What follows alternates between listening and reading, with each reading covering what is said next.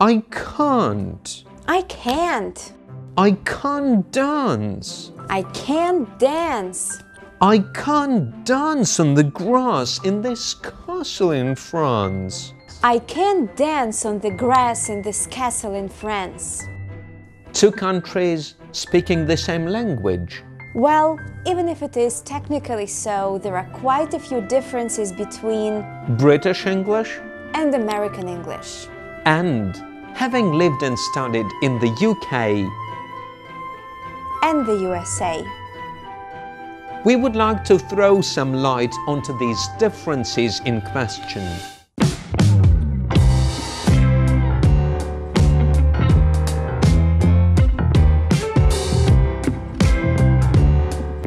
For one thing, some vowels are pronounced differently. Some words containing letter A in the middle are pronounced differently. While a Brit says "ah," An American is bound to go ah. Watch this. ask, Ask, answer, answer, class, class, transport, transport, bath, bath, glass, glass, rather. rather. Letter O is pronounced O in British English. And as ah by American native speakers.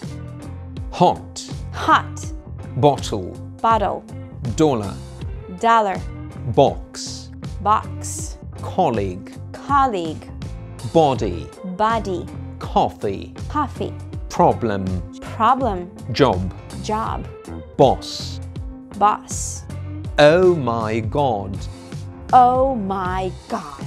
In all probability, in British English, sound is the simplest sound.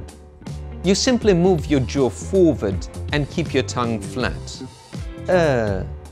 Just like that. In American English, however, you've got to use your tongue all right. Bird, Bird, word, word, nerd, nerd, girl, girl, burger, burger, world, world, turtle, turtle, fur, fur, turkey. turkey. Oh, Brits and Americans also articulate the following words differently. Currently, Currently, currency, currency, hurry. hurry. Apart from some vowel sounds, consonant sounds differ as well. While most words ending in T-U-R-E have a standard pronunciation like culture, literature, Temperature, future, some can be pronounced differently in British and American English. mature, Mature, caricature, caricature, amateur. amateur, The following word has the very same spelling, but very different pronunciations. schedule. Schedule. Still, on the pronunciation issue, notice the stress difference. Swan Lake is a fine ballet. The Nutcracker is my favorite ballet. My car is in the garage. I have a 3-car garage. I'm an adult. I am an adult. Brits pop into a cafe. Americans drop into a cafe. This difference in the stress preferences is easily explainable. Did you know that in French, every last word has a stress on the last syllable? In English, on the contrary, the stress falls on the first syllable somewhere in the region of 80% of cases. Let's compare. Michael, Michel, Paris, Paris. Nicholas, Nicolas. Henry, Henri. So, when the British Empire lost its American colonies, which had decided to become independent, which country in Europe do you think was as happy as could be? That was France, of course, a long-standing competitor of Britain's in Europe and beyond. Little wonder then that it was the French who presented the Statue of Liberty to the newly independent country. As a thank you gesture, albeit subconscious, Americans kept the French stress on the last syllable in the words we have just read. By the way, this siding with the French against the British is clearly seen in this fast food dish. In Britain, these are chips. Remember, fish and chips. In America, those are French fries.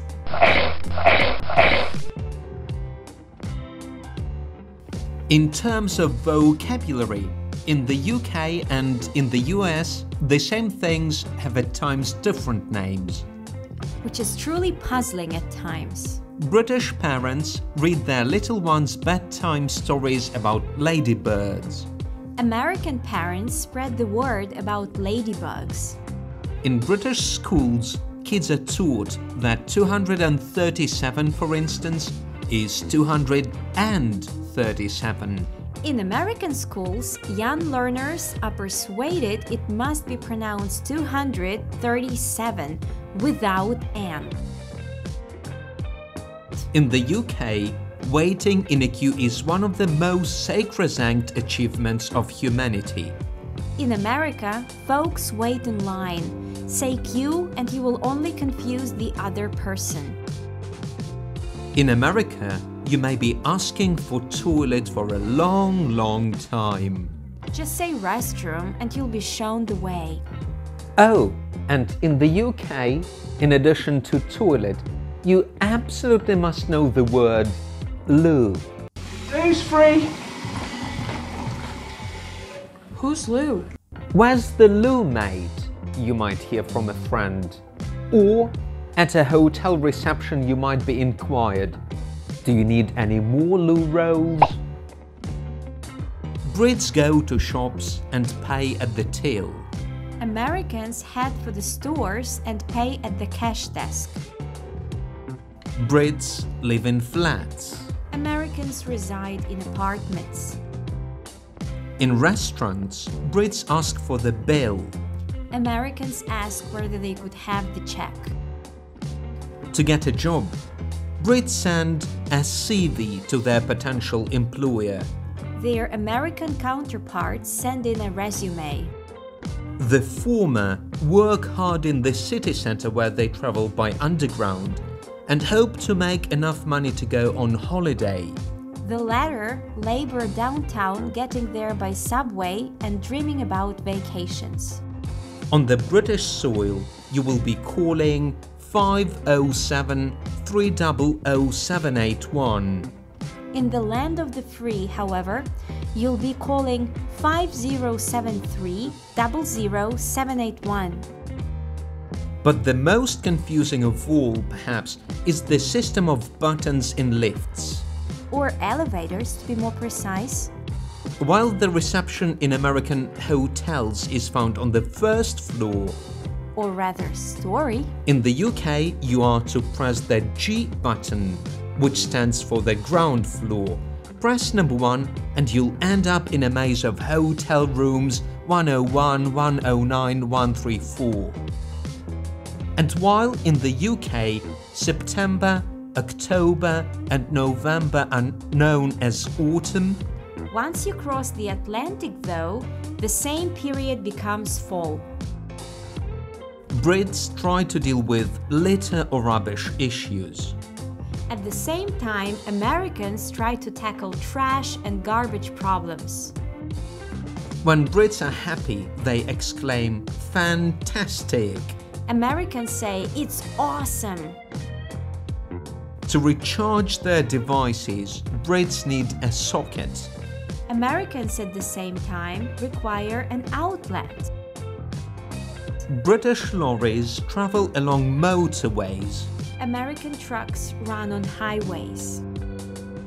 And the last earthly dwelling of a Brit is a coffin, while a late American will find themselves in a casket. This list is almost endless. Just make sure you never tell a Brit you like their pants. Pants in British English mean underwear. equally confusing may be your words about your American communicator school trousers. They don't know what those are. For them, those are pants. Oh, and don't you ever get shocked if an American waiter or server doesn't understand you if you ask them for water. Just smile politely and explain, H2O for me, please. In American English, this all-important liquid is pronounced water. In British English, it's water. Grammar-wise, just one thing to say. Brits do love their gerunds. So they say, I like meeting my friends. I love sunbathing. I hate working extra time. I prefer getting up early. Americans hold their infinitives dear. I like to meet friends. I love to sunbathe. I hate to work extra time. I prefer to get up early. On the spelling note, colour, favour, behaviour and neighbour are British. Color, favor, behavior, and neighbor are American. Memorize, energize, recognise are British. Memorize. Energize, recognize is the standard American spelling for such verbs. Have you ever thought why, oh why, football in Britain is called soccer in the USA? And why the Brits love rugby and cricket as opposed to the Americans' obsession with American football and baseball? And, after all, why the most popular drink in the UK is tea? While in America, just like in France, it is coffee. Again, history to the rescue. When British colonists in America became independent from London and later came to be known as Americans, the international cricket, rugby and football competitions had already been taking place between the old and new worlds for some time. To make the separation more certain, Americans came up with their own versions of the sports. They transformed rugby into American football and cricket into baseball. As for the king of sport, football, they simply changed its proud and instantly recognizable name, football, into the humble and nondescript soccer. And, predictably, they left tea to the tea-drinking Britons, opting for the coffee of their European rivals, France. That's why a Brit says, it's not my cup of tea. While an American will avoid the drink of black tea and milk and admit, it's not my thing. In the view of these seemingly endless differences, let us leave you with this final bit of advice. Never get too dogmatic. Even if you are sure you know everything that is to be known about American and British English differences, stay ready to be surprised. And it goes without saying, go on enjoying learning English with Closer to the Dream. Cheers, mates. Thanks, folks. If you have your own examples of British and American English differences, do mention them in the comment section below. And don't forget to subscribe.